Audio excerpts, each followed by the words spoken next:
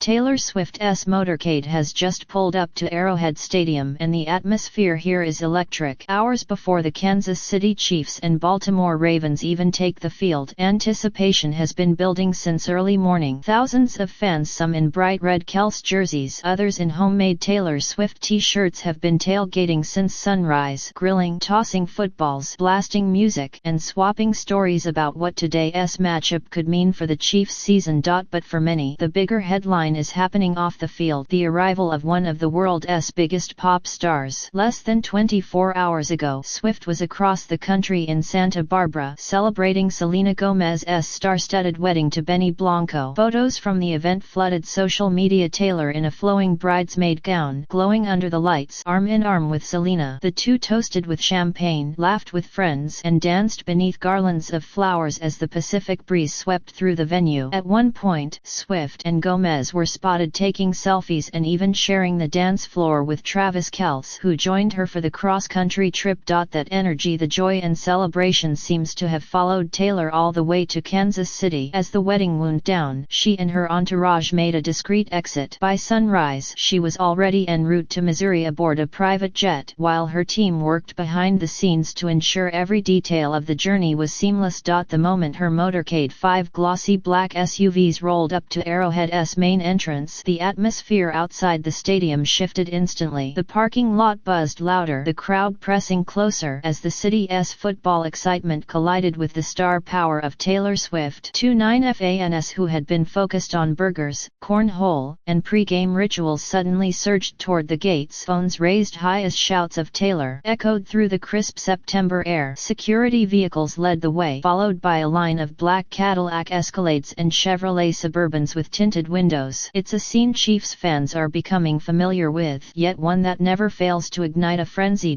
When the doors finally opened at the VIP entrance, security quickly formed a protective perimeter. Then Taylor appeared, dressed perfectly for the day in a red bomber jacket, Chiefs colors of course, paired with jeans and white sneakers. She looked effortlessly cool yet approachable, her hair pulled back and her trademark smile shining. She paused just long enough to wave, flashing that unmistakable Taylor grin. Fans pressed forward, desperate for the perfect shot. Some held signs reading, "Welcome back, Taylor and Swiftie Kingdom" at Arrowhead. The joy in the air was unmistakable. Even those who didn't manage to get a photo seemed satisfied just to share in the moment. Inside the stadium, the atmosphere was no less electric. Taylor settled into the VIP suite, likely surrounded by friends, family, and team staff, her attention turning to the field as players began their warm-ups. Travis Kelce, in particular, looked energized, flashing a grin toward the stands. The build-up to this game had been intense all week, with analysts dissecting every angle, but today a new narrative was unfolding: the intersection of football and pop culture, where Taylor Swift's presence transforms a regular season NFL game into a full-blown spectacle.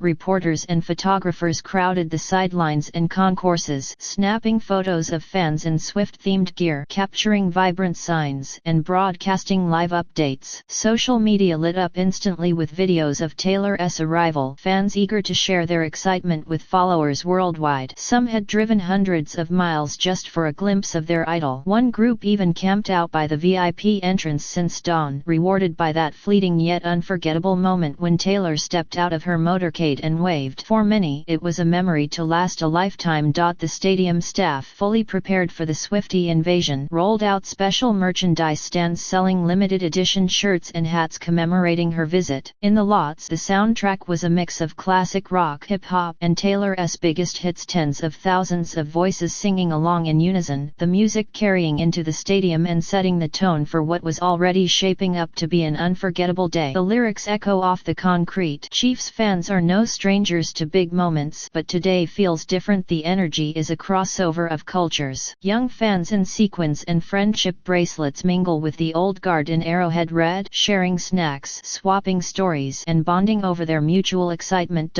Pre-game rituals are in full swing. Players take the field for warm-ups as the big screens flash highlights from past Chiefs victories. Each time the cameras pan to the suites, the crowd erupts, hoping to catch a glimpse of Taylor. Even the PA announcer joins in, officially welcoming her to Arrowhead, his words nearly drowned out by a wall of cheers. For Travis Kelce, today's game carries extra weight. He's not only facing a tough Ravens defense defense but also performing in front of one of the most famous women in the world whose presence has become a headline storyline this season. Every time Kelce jogs across the field, fans leap to their feet eager for a glance, a wave, or even the suggestion of shared eye contact. The anticipation before kickoff is extraordinary. Vendors hawk everything from barbecue to themed cupcakes, some frosted with Swift's initials. Fans trade stories about their favorite concert moments, speculate about which songs Taylor might be listening to, and wonder if she'll appear on the Jumbotron before the first whistle. Music from the tailgate parties still drifts through the stadium, and it's not uncommon to hear a spontaneous chorus of "Shake It Off" breaking out in the crowd. At this point, it's not just about football, it's about being part of something bigger, a cultural moment where sports and pop stardom collide. It's a once-in-a-lifetime experience that merges sports, music, and celebrity in a way few cities ever witness. Chiefs coaches and players have been careful to keep their focus on the game, but even they can't deny the extra buzz in the air. Local media are already calling this the most anticipated home game of the year, not only for its playoff implications but also for the star power it carries. Earlier this morning, the city's mayor even tweeted a playful welcome to Taylor, joking that Kansas City might never fully recover from the excitement. As the clock ticks down to kickoff, the stands continue to fill, the energy climbing with every passing minute. Conversations rise to a roar, punctuated by sudden cheers whenever someone spots Taylor in her suite waving to the crowd or chatting with friends. For a few fleeting moments, the football feels almost secondary to the spectacle unfolding off the field.